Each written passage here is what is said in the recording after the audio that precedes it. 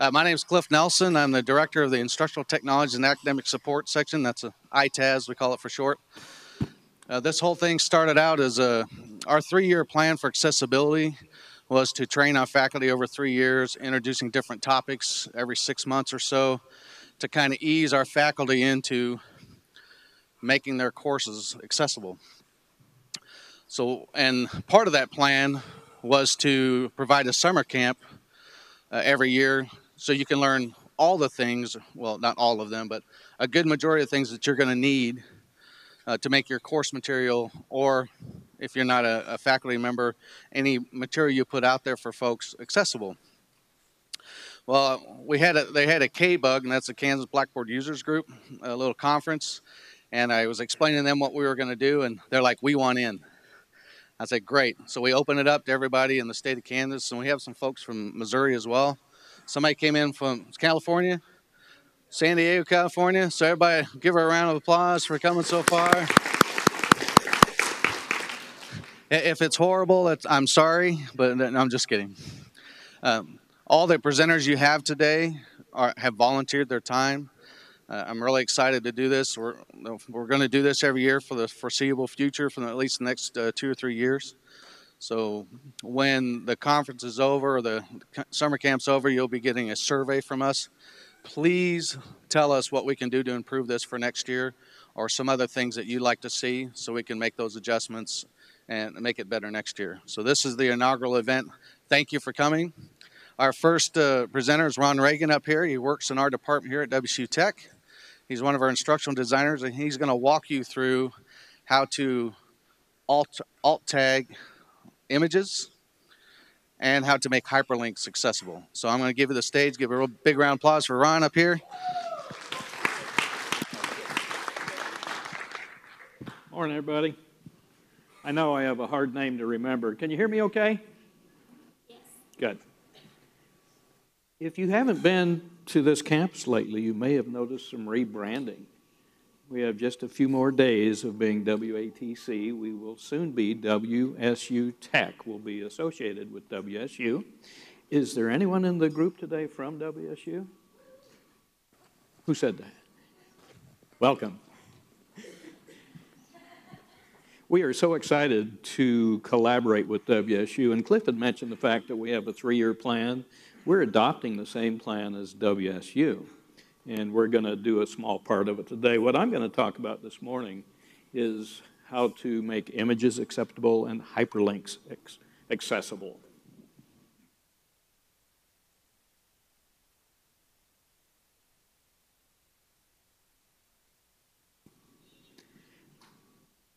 I have a teenage son, and I was talking with him just this week, and I said, believe it or not, my son, there are people in the world who do not know everything about everything. I guess it's just teenagers. But I've got to tell you, this accessibility thing is a learning curve, and there are so many ways to do so many accessible items that just because I say do it this way doesn't mean it's necessarily the only way or necessarily the right way. It's working for us. And we're newbies at it. Our learning curve is just about straight up. So let's talk about it just a little bit. Here's our plan.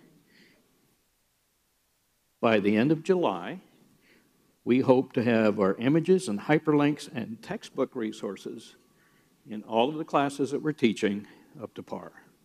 That is by no means everything we need to do to make our courses totally accessible. But that's where we're going to start. That might be a little bit easier for you to see. I blew it up just a little bit. The first part of our faculty training was the images and hyperlinks. And we started out with a number of seminars. We still had a few people that weren't able to learn it or be at the seminars. So we actually met one-on-one with them. And we're still meeting with people. If they have a question, they don't know how to do it, we're more than happy to help.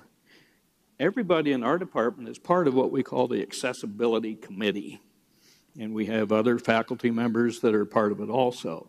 And the folks on the committee are more than willing to help anybody that doesn't quite get it. And that's one of the things that we do. Hyperlinks. I think you're going to have a chance today to hear a screen reader operate. And if you've ever heard a screen reader read a URL, a hyperlink, it's pretty amazing. It reads every character and every single letter. And if you're used to listening to that kind of stuff, you can make sense of it. But it's much easier to listen to where that hyperlink is going to take you. Does that make sense?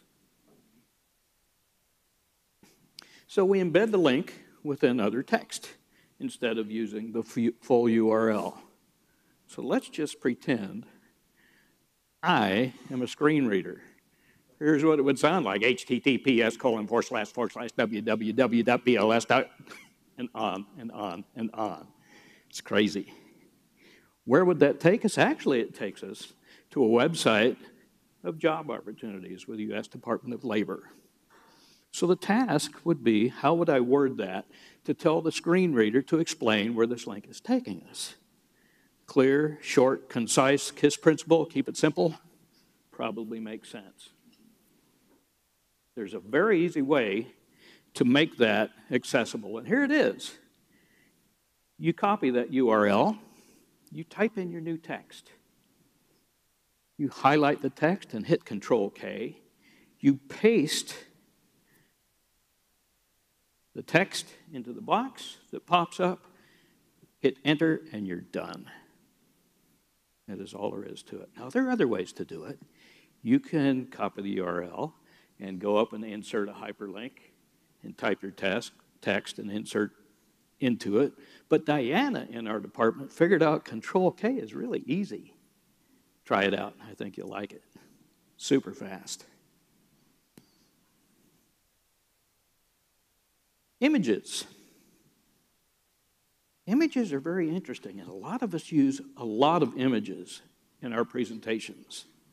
And there's a term that I've kind of coined called image clutter. Because if I can see all those images, they're pretty, they might add to it.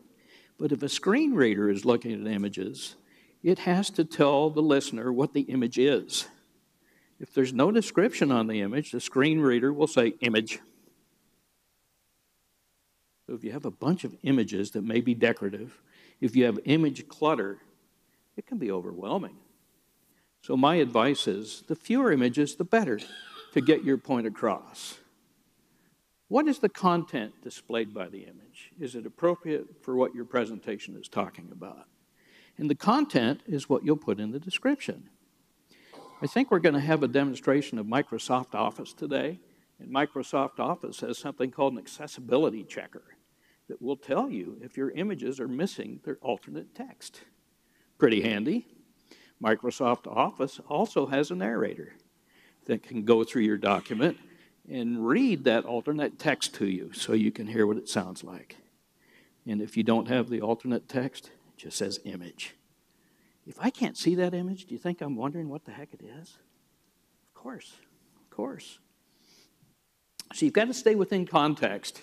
If you look at this particular picture here, and we're talking about Wichita State University, well, it's pretty obvious. This is a basketball game at WSU. Go Shocks. What kind of text would we use for this? Probably WSU basketball would be just fine. If you're not familiar with WSU, maybe you'd want to be a little more specific. WSU basketball in Koch Arena. Simple as that. This is what our instructors are tasked with in their courses to have done by the end of July, is to have alternate text on images and to have hyperlinks that are accessible. So how do we do this alternate text thing on an image? It is so simple. You right-click on your image and this little menu pops up. At the bottom of the menu it says Format Picture.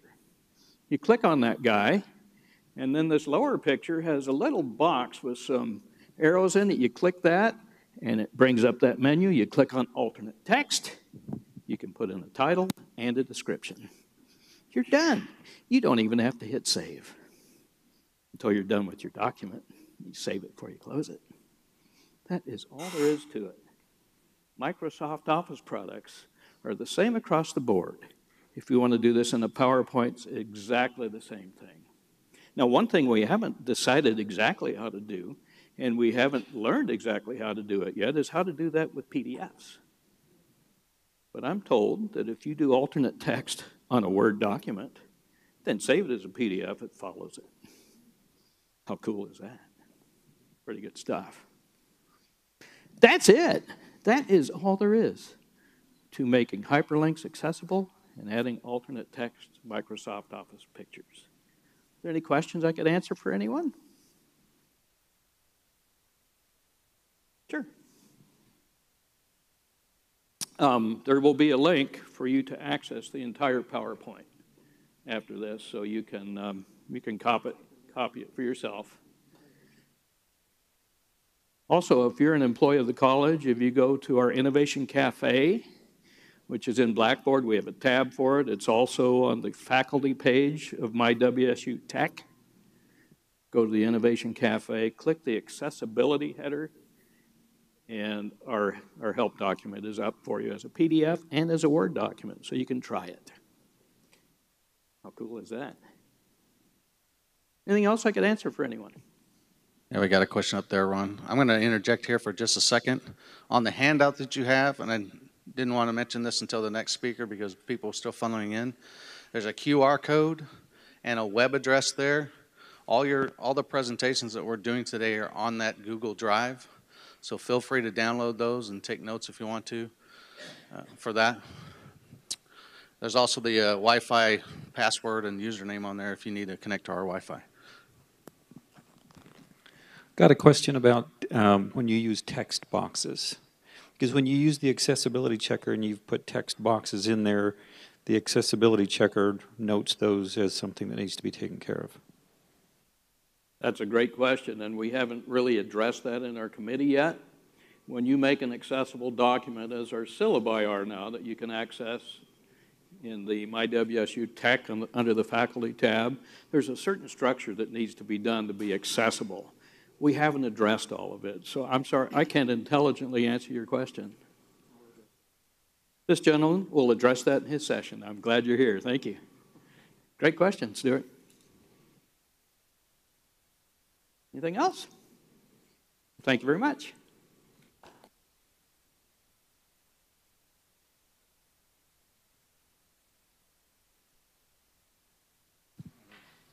Hello, there we go. We're going to have just a short break for the next speaker to get his stuff going, and we'll start right back up at 8:30, so you have about 15 minutes if you need to.